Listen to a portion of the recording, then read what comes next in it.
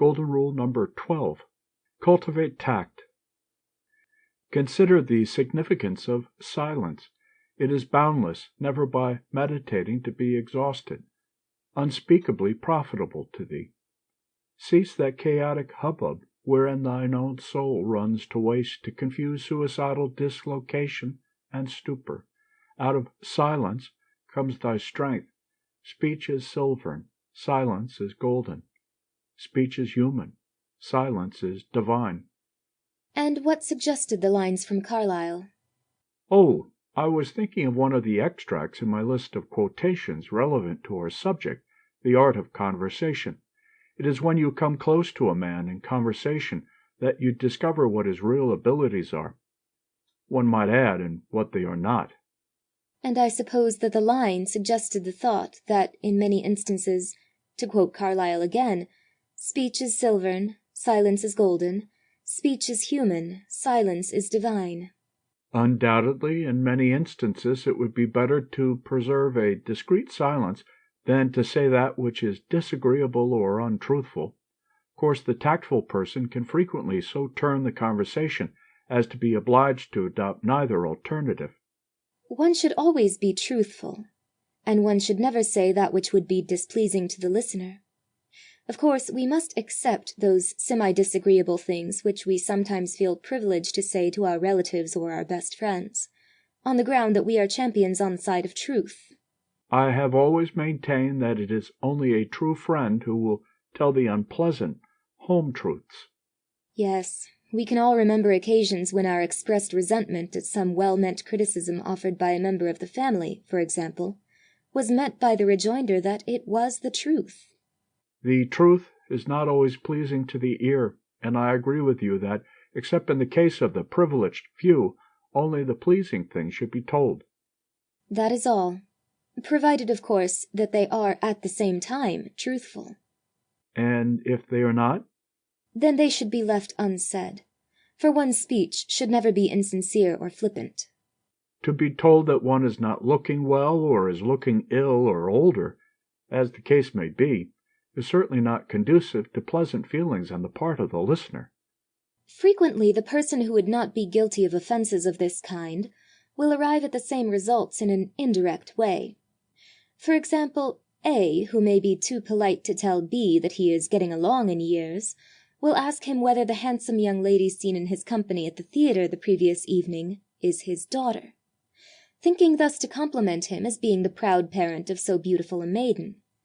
Whereas A, who prides himself upon his youthful appearance, and thinks that he is holding his own against Father Time, fails to appreciate the would-be compliment.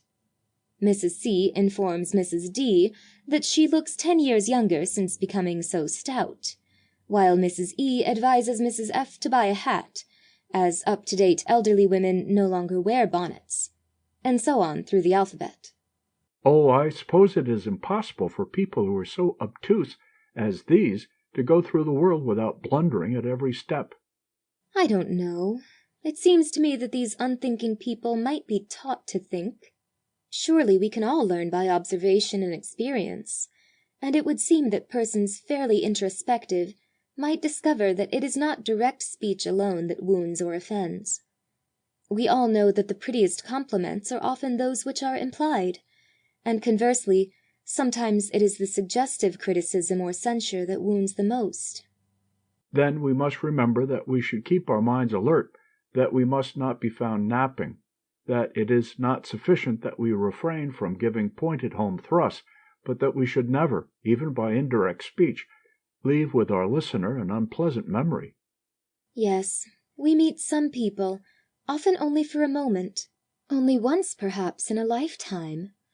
But it is possible in many instances to make that moment linger forever as a pleasant memory to that other. We can all remember some occasion when there was merely a hand-clasp, when but few words were spoken, but the memory is ours forever. Something that was said, perhaps, seemingly trivial, but glorified by the speaker's smile, by the sincerity of his heart. After all, to sum it up, it is the word tact, or the lack of it, that makes a person correspondingly agreeable or disagreeable in his social intercourse with another. Someone has defined tact as the art of pleasing, and so I think we might add this mandate to our golden rules. Cultivate the art of pleasing. Say the right thing or say nothing. Now, I'm going to recite all our golden rules, for I know them by heart. Golden rule number 1, avoid unnecessary details. 2, do not ask question number 2 until number 1 has been answered, nor be too curious and too disinterested. That is, do not ask too many questions, nor too few. 3, do not interrupt another while he is speaking. 4, do not contradict another, especially when the subject under discussion is of trivial importance. 5, do not do all the talking. Give your tired listener a chance. 6, be not continually the hero of your own story, nor, on the other hand, do not leave your story without a hero. 7, choose subjects of mutual interest. 8, be a good listener. 9, make your speech in harmony with your surroundings. 10, do not exaggerate. 11, indulge occasionally in a relevant quotation, but do not garble it. 12, cultivate tact, our new rule. End of section 12. End of The Art of Conversation, 12 Golden Rules by Josephine Turk Baker.